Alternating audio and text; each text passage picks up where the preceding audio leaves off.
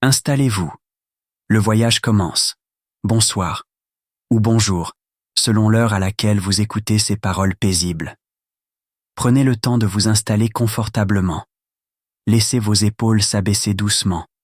Sentez la tension s'éloigner de votre nuque et de votre dos et autorisez-vous à respirer plus profondément que tout à l'heure. À chaque inspiration, vous accueillez un souffle d'air frais. À chaque expiration, vous relâchez le poids discret des heures passées. Dans un instant, je vous inviterai à traverser les brumes de la mémoire jusqu'à l'Angleterre victorienne, vers l'année 1845. Là-bas, sous une campagne tranquille aux haies impeccables, s'étend un univers que la lumière naturelle touche à peine, celui des mines de charbon. Ce n'est pas un lieu de fracas tonitruant, ni de drames flamboyants. C'est au contraire un espace d'ombre, de répétition, de labeur obstiné, si routinier que les sens finissent par s'y assoupir.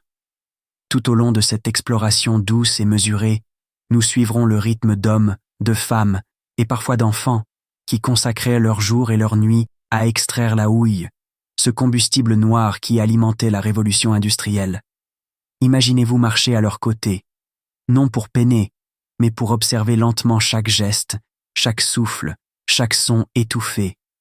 Permettez à ces images tamisées de défiler devant vos paupières closes. Si votre esprit choisit, à un moment ou à un autre, de s'éloigner et de sombrer dans le sommeil, sachez que cette histoire continuera de couler tranquillement sans vous hâter, telle une rivière souterraine. Vous pourrez toujours y revenir ou la laisser murmurer dans le lointain. Commençons donc notre premier segment. Pourquoi c'était nul d'être un mineur victorien? Nous descendrons, pas à pas, dans la fraîcheur profonde d'un puits de charbon. Laissez-vous guider. Segment 1. L'aube timide et la marche vers le puits. Imaginez-vous aux premières lueurs de l'aube, dans un cottage modeste bordé d'un petit jardin de choux et de bêtes à cardes luisant de rosée. Les coqs ne chantent même pas. Il est encore trop tôt. Pourtant, vous vous redressez déjà dans la semi-obscurité. Votre journée s'annonce longue. 12 heures ou plus sous terre, rythmé par un unique repas refroidi glissé dans une musette d'étoupe. Vos bottes paillant le sol humide, alors que vous franchissez le seuil. L'air est vif, imprégné d'une brume légère, mêlée d'odeurs de tourbe et de cheminée. Autour de vous, d'autres silhouettes se mettent en mouvement. Silencieuses, résignées, la communauté minière partage la fatigue avant même le premier coup de pioche. Si vous prêtez l'oreille, un murmure d'harmonium s'échappe d'une chapelle voisine. Courte prière pour les corps qui vont s'enfoncer dans la terre. Chaque pas rapproche du chevalement de bois, sombre tour dressé au bord de la colline. Il grince sous la brise, comme pour annoncer le travail qui l'attend. Sous vos doigts, la lanterne au pétrole pèse d'un poids rassurant. Elle deviendra votre unique astre quand le soleil aura disparu. La descente. Un voyage vers le silence. Une fois la grille franchie, vous atteignez la plateforme du puits. Le contremaître vérifie votre nom d'une voix lasse, puis vous fait signe. Le cage, l'ascenseur métallique, s'ébranle, relié à de massifs câbles graisseux. Vous partagez l'étroit compartiment avec 5 compagnons. L'un fredonne à voix basse un air d'opéra, un autre serre contre lui une cage de bois légère où pépit un petit canari jaune. Celui-ci, fragile sentinelle contre le grisou, respire plus vite que vous. Le grincement régulier des freins accompagne la descente. La lumière s'étiole, remplacée par un halo rougeâtre filtré par votre lampe. Les parois luisent comme émaillées de perles, gouttes d'eau glacée qui se formeront bientôt en rigoles. Le froid vous enveloppe, mais il est sec, presque ouaté. Il atténue les odeurs âcres de poussière et de sueur séchée. À 80 mètres de profondeur, la cage s'arrête. Un souffle chaud remonte soudain. Un boyau latéral exhale l'air vicié du fond. Il porte un parfum singulier, mélange de terre mouillée, de graisse de cheval et de feu éteint. Un mineur plaisante à voix basse.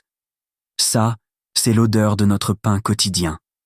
Le front de taille, la répétition des gestes.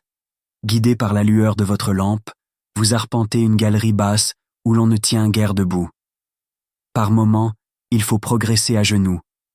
La pierre froisse la toile rugueuse de votre pantalon. Le bruit principal n'est pas le vacarme que l'on imagine, mais plutôt une cadence assourdie.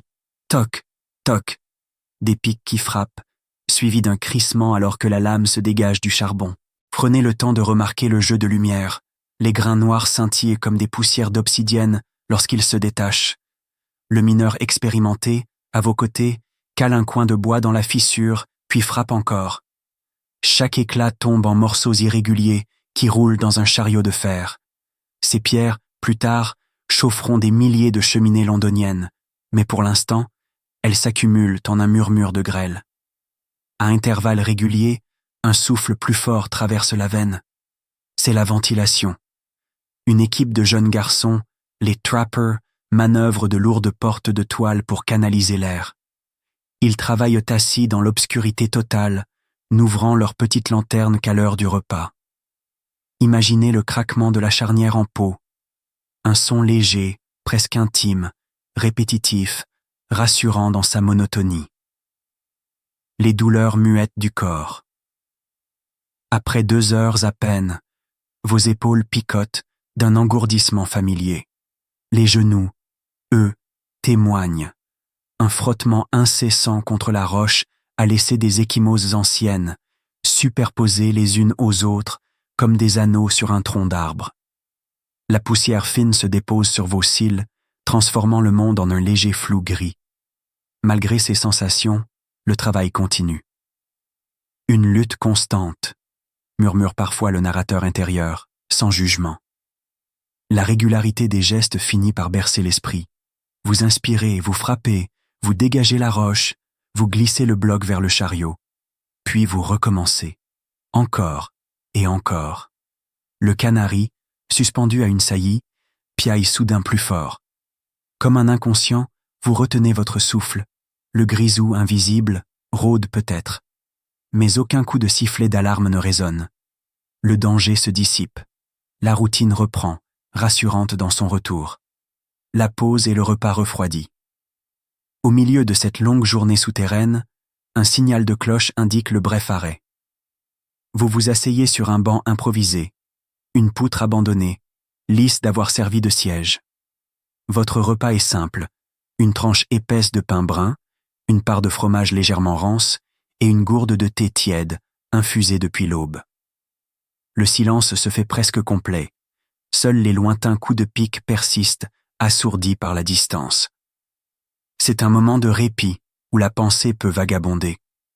Vous fermez les yeux, et dans l'obscurité parfaite, vous pourriez vous imaginer allongé sous un ciel d'été, une herbe souple sous votre tête, mais l'odeur persistante de charbon vous rappelle doucement où vous êtes. Les animaux du noir, chevaux et canaris. Les bruits d'un pas régulier résonnent dans la galerie. Un poney descend, guidé par un lad à peine plus âgé que 12 ans.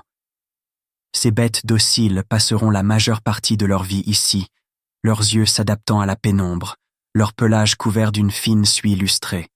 Le claquement des sabots sur la planchette crée un métronome lent. On dit que les chevaux, comme les hommes, finissent par trouver la routine si familière qu'ils s'agitent à la lumière du jour. Le canari, lui, semble s'être assoupi, sa petite tête enfouie sous son aile. Sa cage se balance au rythme de la houille qu'on charge. Imaginez-vous, vous aussi, l'espace d'un instant, le corps aussi léger qu'un oiseau endormi, suspendu dans un cocon d'ombre. Retour à la cage, le crépuscule sous terre. Les heures défilent, indifférentes.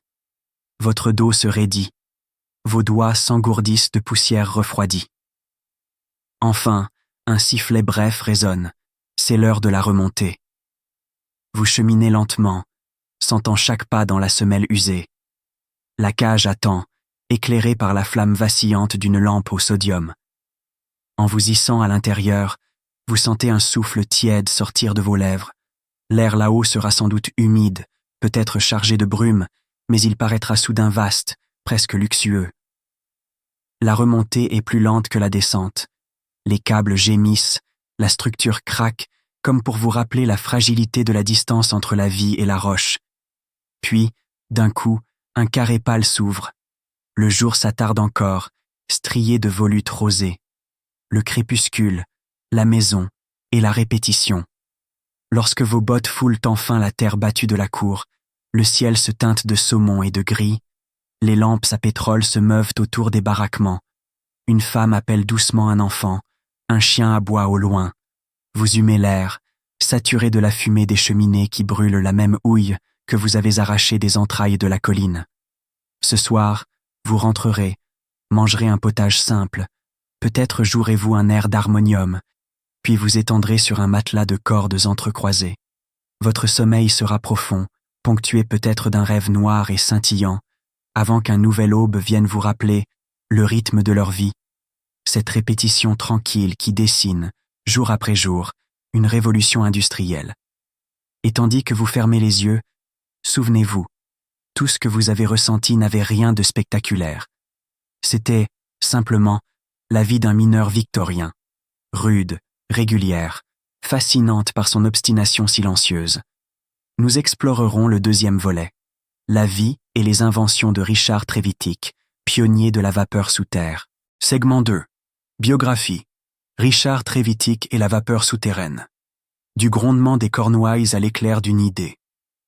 Imaginez, pour commencer, un paysage façonné par le vent salin et la bruine.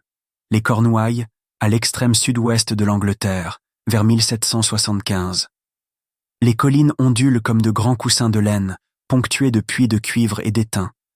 Dans un hameau nommé Ilogan, un jeune garçon aux yeux sombres observe sans un mot la haute machine à vapeur de la mine voisine soupirer sous la charge. On le surnomme parfois Cap'n Dick, pour son aplomb même enfantin. Ce garçon, c'est Richard Trevithick. Richard est grand pour son âge, vigoureux, mais surtout curieux. Il aime écouter, très tôt le matin, le long sifflement humide des pompes Newcomen qui, en haletant, libèrent la nappe phréatique des galeries. Ce souffle régulier deviendra, des années plus tard, la cadence de ses premières recherches. Imaginez-vous un instant à côté de lui, l'air chargé de vapeur, l'odeur douceâtre de la graisse chaude, le sol tremblant légèrement sous vos semelles. C'est là que l'idée d'une vapeur plus sèche, plus ardente, commence à germer dans son esprit. La pression monte.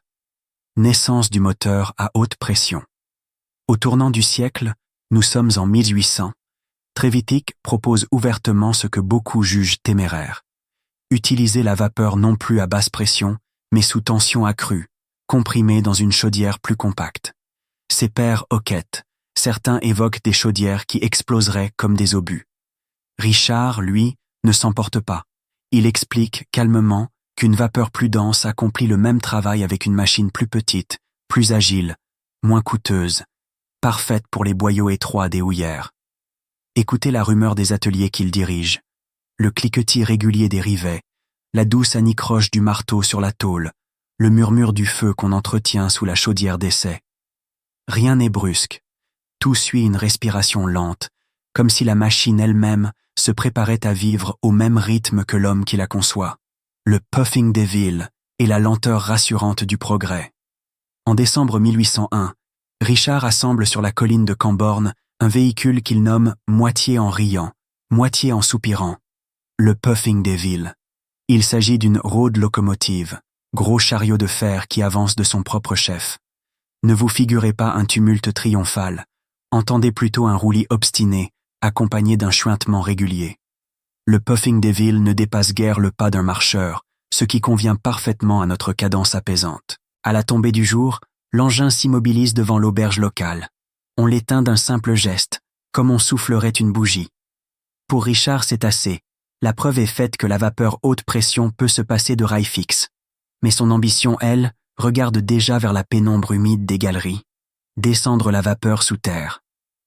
2 ans plus tard, à Coalbrookdale puis au Pays de Galles, Trevithick installe des moteurs plus compacts, destinés à actionner treuil et pompe dans les puits étroits. Imaginez la scène. Une cavité exiguë, éclairée par quelques lampes à suif. Au centre, la petite machine respire. Chaque exhalation est ponctuée d'un souffle chaud qui chahute la flamme des becs de suif. Les mineurs, d'abord méfiants, comprennent rapidement l'avantage. Moins d'eau stagnante, moins d'efforts à la manivelle.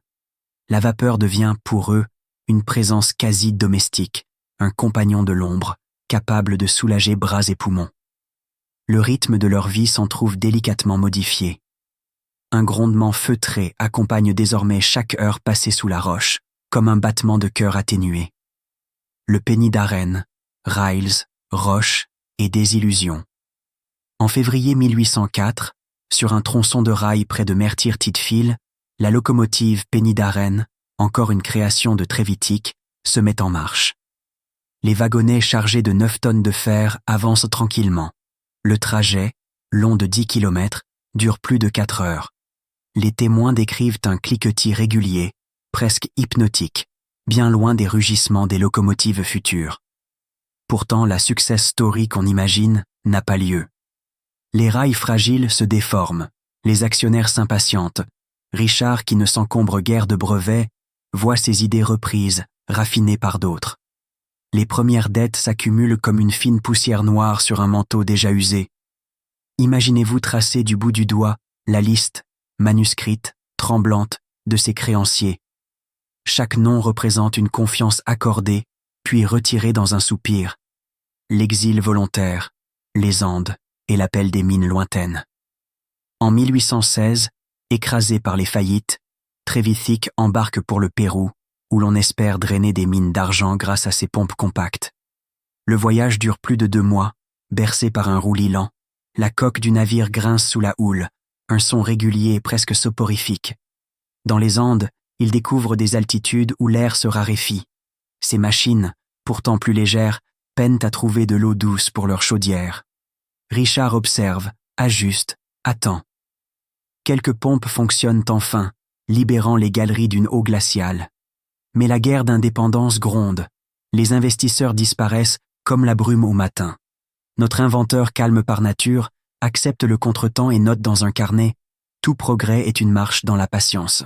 Retour discret et dernier crépitement ». En 1827, il revient à Londres, appauvri mais jamais amer. Il loge quelque temps chez des amis mécaniciens, discute volontiers autour d'un thé fumant, corrige un plan, suggère un rivet plus épais. Il parle peu de ses revers.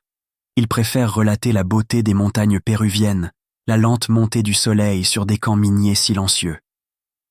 Un soir d'hiver 1833, il tombe malade dans la chambre austère d'une auberge. Il s'éteint sans éclat, comme s'éteignent parfois les lampes des galeries. Une flamme brève qui vacille, puis un filet de fumée à peine visible. On l'enterre au cimetière Saint-Edmund de Dartford, dans une modeste fosse. Les journaux du lendemain saluent « un homme de génie », trop en avance sur son époque. Les mineurs, eux, conserveront longtemps le souvenir d'un souffle mécanique régulier qui allégea leur journée, une influence qui persiste dans la pénombre. Aujourd'hui encore, sous terre, nombre de galeries portent l'empreinte de ces machines compactes.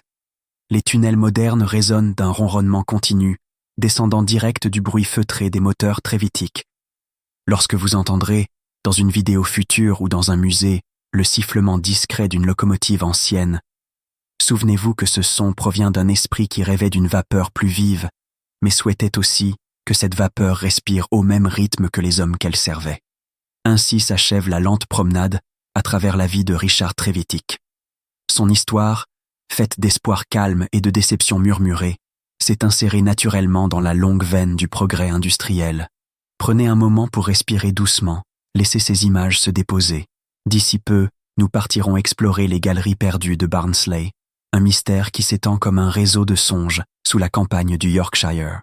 Les galeries perdues de Barnsley Transition, du souffle de la vapeur vers le murmure de la roche. Vous venez d'entendre la longue respiration des machines de Richard Trevithick. Laissez maintenant cette vapeur s'évaporer doucement, comme une brume qui se dissipe au petit matin. Nous restons dans le Yorkshire, mais nous avançons de quelques décennies. Il est environ 1885. Ici, non loin de la paisible ville de Barnsley, s'étend un entrelac de galeries si anciens et si vastes qu'une partie du réseau fut, avec le temps, oubliée, rebouchée, puis perdue. Prenez une inspiration lente. À l'expiration, imaginez-vous approcher d'un terril moussu. Son flanc s'émousse sous la pluie, comme si la colline artificielle tentait de se fondre dans le relief naturel. Sous vos pieds, plusieurs siècles de boyaux s'étirent, superposés tels un millefeuille d'ardoise et de charbon. la rumeur des cartes manquantes. À la surface, sur la table d'un bureau municipal, reposent de grandes feuilles parcheminées. Ce sont les plans d'arpentage officiels, roulés, cassants, jaunis. Mais si vous déroulez les cartes datant d'avant 1850, vous découvrez que certaines galeries disparaissent brusquement, comme si le dessinateur avait levé le crayon mi-trait. Un inspecteur des mines, moustache soignée et voix posée, explique alors qu'à l'époque, les concessions appartenaient à des familles concurrentes, chacune gardait ses tracés pour elle, par crainte d'espionnage industriel. Les couloirs communiquaient parfois en secret, parfois non, et les documents se perdirent, brûlés, ou simplement ignorés quand les puits furent fermés. Imaginez-vous, penché sur ces cartes incomplètes. Les lignes rouges s'arrêtent nettement, puis le papier devient blanc, promesse d'un vide encore inexploré. L'effondrement silencieux de 1862. Dans les archives locales, on chuchote toujours l'histoire d'un mouvement de terrain, un terme pudique, survenu un matin de janvier 1862 dans le hameau de Silkstone Common. Au lieu d'un fracas, les témoins n'entendirent qu'un long soupir. Le sol se tordit, puis s'abaissa de quelques pouces. Une grange pencha, une haie s'inclina, et le silence revint, comme si la terre avait expiré. Nous choisissons de ne pas détailler ici le sort des mineurs concernés. Retenez simplement qu'après cet épisode, la compagnie condamna le secteur Est. Des portes de briques furent maçonnées à la hâte, des galeries signalées par des croix au goudron. Puis l'on combla l'entrée du puits. Avec le temps, les pierres se couvrirent de poussière fine, les planches de signalisation pourrirent, les souvenirs, eux-mêmes, devinrent brumeux. Les explorateurs du dimanche 1885. Un dimanche d'automne, quand la mine est fermée et que les machines dorment, un petit groupe d'anciens mineurs, trop âgés pour travailler, mais trop curieux pour rester à la surface, emprunte un puits auxiliaire oublié. Ils ne cherchent ni charbon ni gloire, seulement le frisson discret de la redécouverte. Dans leur poche, une lanterne à flamme protégée, une gisante de cordes et un carnet où griffonnaient des repères. Descendons avec eux, lentement. À 50 mètres, l'air devient tiède, saturé d'un parfum de roche mêlé d'humus. Le craquement de chaque pas résonne d'abord contre les parois, puis se perd dans une profondeur insondable. Les hommes avancent, courbés, suivant une veine sombre qui n'apparaît sur aucune carte. Là, un renfoncement voûté. Plus loin, une intersection où une poutre indique « Sud 4 » d'une écriture effacée. Écoutez le goût du silence. Pas un pic, pas un canari. Seuls les battements de votre cœur et le léger grésillement de la flamme qui semble avaler l'oxygène avec lenteur, les signes étranges sur les parois. Dans la pénombre, la lumière dévoile une suite de marques gravées, cercles, chevrons, initiales entremêlées. Peut-être le code personnel d'une équipe, ou un avertissement oublié. L'un des explorateurs effleure la paroi. La craie s'effrite aussitôt, preuve que ces symboles datent d'avant la consolidation au ciment Portland, introduite 20 ans plus tard. À côté, un graffiti plus lisible, God Save Us 1849. Les lettres, à peine plus hautes qu'une phalange, semblent trembler. Imaginez-vous tracer du doigt ces sillons.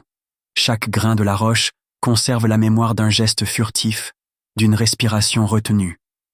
Vous réalisez alors que cette mince paroi n'est plus soutenue et qu'au-delà gît un vide inconnu. Le souffle creux et l'écho des eaux. Il perce délicatement la cloison de charbon restant. Une bouffée d'air sort, plus frais, rappelant l'odeur d'un sous-bois après la pluie. La lampe, oscillant, révèle une cavité considérable. Un ancien basse-fond, où le toit se hisse à près de 4 mètres, un luxe rarissime sous terre.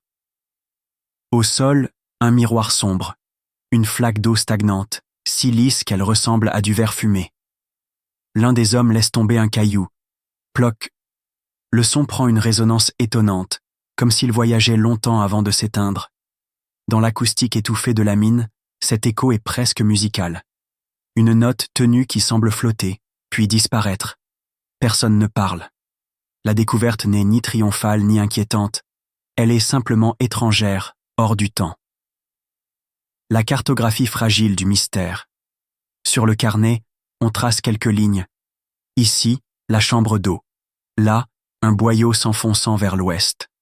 On note aussi la température, l'humidité perçue par la peau, l'odeur plus franche de soufre au fond du couloir. Mais bientôt, la lampe vacille, signe que l'oxygène se raréfie, sans précipitation, car la précipitation n'existe pas dans ce récit, les hommes rebroussent chemin. Ils murmurent « Nous reviendrons, peut-être ». Leur voix se perd dans la hauteur de ces vides, comme un fragment de rêve dont on ne sait plus s'il advint vraiment.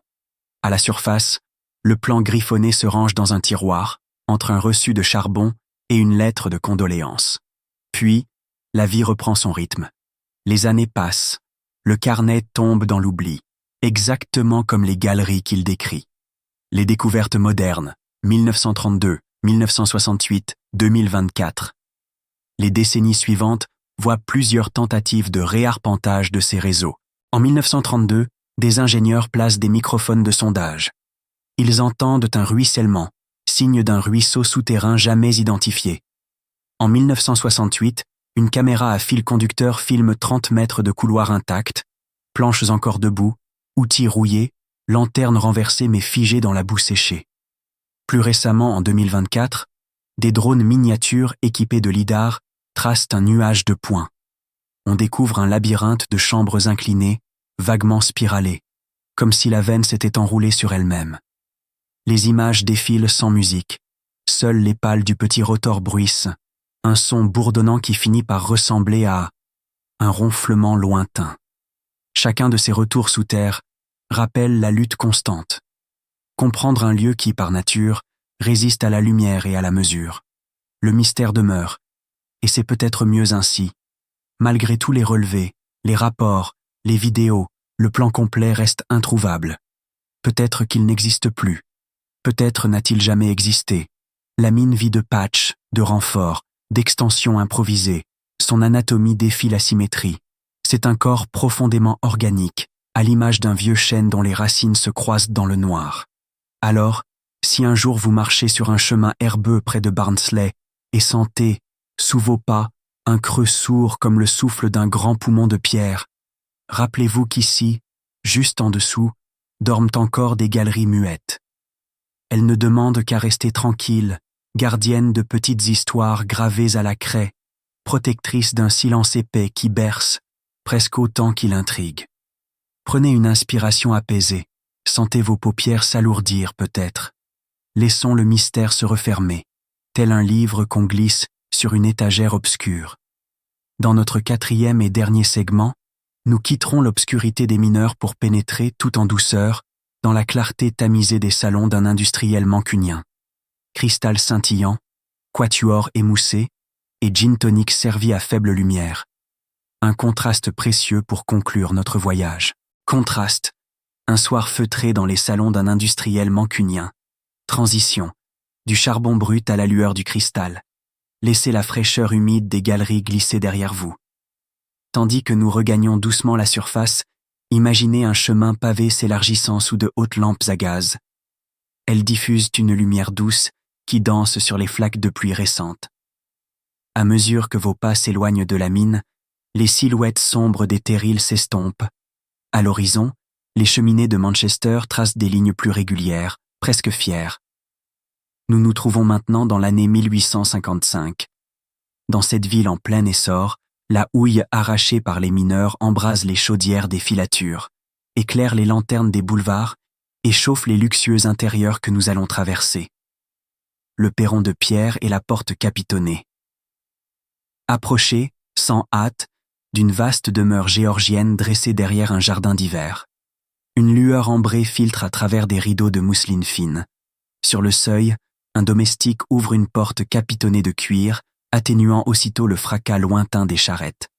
À l'intérieur, une chaleur stable, entretenue par plusieurs cheminées de marbre, soulage les épaules. L'air porte un discret parfum de bois de santal, mêlé à la note vive du gin et de l'écorce de quinquina, un gin tonic, remède autant qu'agrément. On vous glisse un verre aux parois givrées, le tintement délicat de la glace résonne comme un carillon miniature, puis s'éteint, le salon de cristal et les quatuors adoucis. Le salon principal s'étire sous un plafond mouluré, d'où descend un lustre de cristal taillé. Chaque prisme renvoie, en taches mouvantes, le scintillement discret de 4 lourdes bougies stéarines. Dans l'angle, un quatuor à cordes répète, sans empressement, l'andante cantabile d'un compositeur viennois. Imaginez-vous suivre la mélodie. Les archers frôlent les cordes avec une régularité presque hypnotique. Ni crescendo, ni brusque diminuendo. La musique s'étire comme un souffle long, soutenant la conversation feutrée des invités.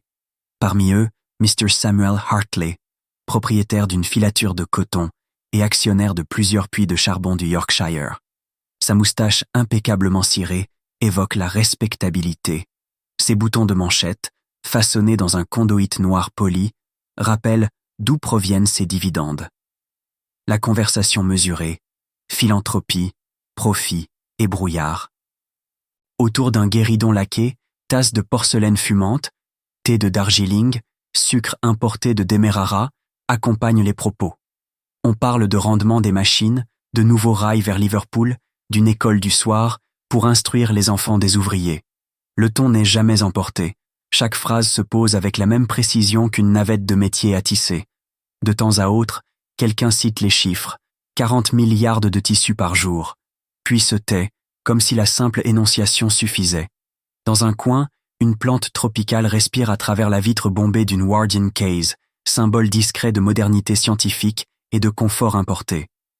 Le rythme de leur vie se décline ici, en bilan comptable, mais égrené sur un tempo languissant, presque cotonneux.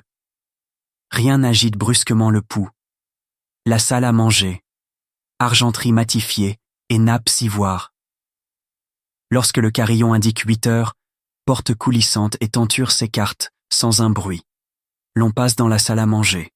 Les chandelles reflètent une lueur douce sur l'argenterie fraîchement polie. Toutefois, les domestiques ont veillé à ne rien faire briller outre mesure. Trop d'éclat heurterait l'œil fatigué de l'invité. Le menu se compose d'une soupe veloutée de topinambour, d'un saumon au beurre clarifié et d'un pudding renversé nappé de caramel ambré, mais choisi pour leur texture moelleuse, qui glisse sur la langue sans nécessité d'attention.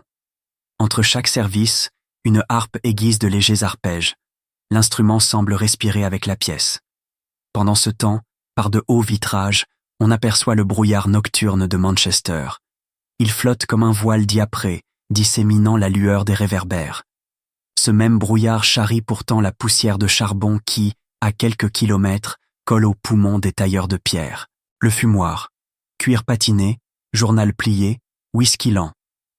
Plus tard, quelques hôtes franchissent un couloir tapissé de damas sombres et s'installent sous une voûte basse, dans le fumoir. Là, fauteuil en cuir. Chesterfield, si souples qu'ils accueillent le corps comme une main concave, diffusent une odeur mêlée de tabac blond et de cire d'abeille. Mr. Hartley ouvre le Manchester Guardian du matin. Les pages se froissent avec un craquement si régulier qu'il finit par se confondre avec la braise qui ronronne dans la cheminée. On y lit des cours de la bourse. Les chiffres défilent comme un chapelet monotone. On mentionne, en note de bas de page, un petit effondrement survenu la veille dans une mine du Yorkshire. 3 lignes seulement, vite dépassées par la chronique financière. Un whisky vieilli passe de main en main. Les verres sont gravés de fines armoiries. Lorsqu'on les repose, le cristal teinte d'un glissement feutré, rappelant le choc discret des wagonnets dans une galerie lointaine. Le contraste intérieur, une quiétude bâtie sur la houille. Prenez un instant pour superposer, dans votre esprit, 2 images. Celle d'un mineur, genoux fléchis, poussière jusque dans les commissures des lèvres, paupières lourdes de fatigue. Celle de M. Hartley, jambes allongées, gilet de satin, doigts posés sur le bord d'un verre miroitant. Entre ces 2 univers, un fil tressé d'acier et de fumée, le chemin du charbon. Il alimente chaudières et fortunes, mais aussi le confort ouaté où la nuit avance sans faire de bruit. Imaginez-vous passer de l'un à l'autre comme on traverse un rêve. Il n'y a aucune brusquerie, seulement un changement d'éclairage, un glissement de texture, et partout, le même rythme lent d'un monde qui respire grâce à la houille. Le dernier tintement est la lampe qui s'éteint. Vers minuit, un majordome tamise les lampes. Le quatuor a rangé ses archets. Les invités enfilent imperméables et chapeaux, rejoignant des fiacres silencieux. Le vestibule résonne d'un écho mat, talon sur dallage, puis le loquet d'entrée se referme. L'ultime lueur d'une bougie glisse sur la rampe d'escalier, avant que la demeure ne s'abandonne à un calme presque absolu, ponctué seulement, au loin, par le ronflement sourd des cheminées d'usine. Ici aussi, le sommeil réclame son dû, même la richesse doit tôt ou tard céder à la nuit. Le calme après la houille. Vous avez parcouru, à pas lents, le cycle complet d'une journée victorienne. D'abord la tâche répétitive et obscure du mineur, puis la patience inventive de Richard Trevithick, ensuite le mystère assoupi des galeries perdues, et enfin le velours discret des salons où la houille se transforme en cristal. Chaque étape résonne, non d'un vacarme, mais d'un souffle continu, semblable à votre propre respiration devenue plus profonde. Aujourd'hui, ces mondes subsistent dans la pierre des viaducs, dans la poussière qui tapisse certains musées, dans les récits que l'on se chuchote à la tombée du jour, et dans la chaleur domestique qui peut-être vous enveloppe en cet instant. Imaginez-vous, avant de fermer les yeux, écouter un dernier écho, celui des coups de pique, tamisés par la distance, celui d'un moteur à vapeur qui expire doucement, celui d'un verre de cristal qu'on repose avec soin. Tous ces sons se mêlent, s'affaiblissent, puis se fondent dans un silence apaisant. Sentez votre corps devenir plus lourd, vos pensées se faire plus lentes, comme un wagonnet qui cesse de vibrer lorsque la galerie s'achève. Si le sommeil vient, accueillez-le. Sinon, laissez simplement ces images s'étirer dans votre esprit, à leur propre cadence. Je vous remercie d'avoir cheminé dans ces ténèbres feutrées et ces lumières tamisées. Puissent vos rêves être doux et votre repos constant, aussi constant que le rythme de leur vie que nous venons d'explorer. Bonne nuit ou bonne journée, selon l'heure à laquelle vous entendez une dernière fois ma voix qui s'éloigne, doucement.